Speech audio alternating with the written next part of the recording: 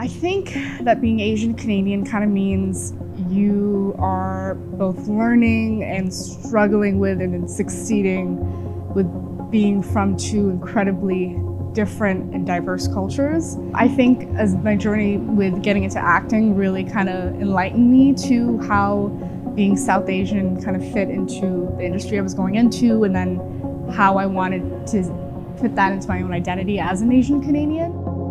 When I started to get these auditions where I had to play really, the South Asian identity was at the forefront of these roles, I felt like I wasn't brown enough to play them.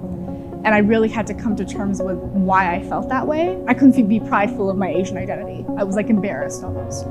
So every time I do get a role like that, or every time I'm working and training in classes and things, and I'm trying to figure out how to weave my own identity and heritage into it, it's kind of like healing my inner child of being like, you can be proud of yourself. Like, you don't have to prove anything to anyone. You being brown is brown enough, if that makes any sense. And you can play these roles with pride, knowing that that is like, you are valid basically in your background. As I'm getting older and kind of starting to figure out what kind of actor I want to be, I'm realizing that I don't have to always see it as a deterrent. I can see it as a way for me to make change in the industry and to pave a way or a space for myself to make the content that I want to see other young South Asian girls play. And I think that's something that's really powerful. And I think that's something that really all BIPOC people and creatives should want to do and should know that they have the opportunity to do so. Growing up, my mom used to tell me all the time this old Filipino adage, and it goes like this: "Ang hindi marunong lumingon sa pinanggalingan ay hindi makakarating sa paroroonan." Translated into English, this means those who do not look back at where they came from cannot get to where they're going.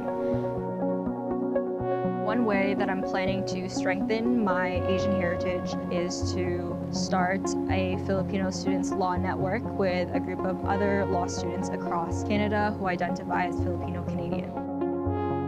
Even though I'm one of the few law students across Canada right now, I am confident that we can uplift others to make sure that there's going to be more students who are able to pursue something like this or a professional career in Canada.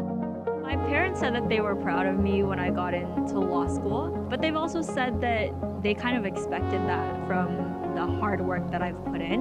And I think because they grew up for most of their life in the Philippines, they don't understand how many more barriers it was for me to become a lawyer here than become a lawyer like where I was born and with people who looked like me. I think even though they said that they were proud of me, they also kind of expected it. So it meant a lot more for me to be proud of me, of the achievements that I've accomplished in that sense. So being Asian Canadian, to me it means balancing aspects of my Vietnamese heritage, like a love for food, for a kind of a devotion to family and community, with Canadian individualism. With my mom, a lot of the way, and I think with Vietnamese culture in general, but a lot of the ways you show love is by cooking for others and cooking for your family. I would always ask my mom questions about like the food she was making, but also like she would open up more about her life and her experience. Like she loves to tell the story about how she came to Canada with just a cookbook. But no, it's like where I really I think developed pride in being Vietnamese. It's funny because both my parents are artists, so I didn't think it'd be that big of a deal when I was saying like, oh, I want to go into art. I think what convinced my mom was seeing how much I cared about it. Her only condition was that I had to be really good at it. I had to make sure it can make me money. That's how Vietnamese and Asian parents think. Can their kids make money off of what they're doing?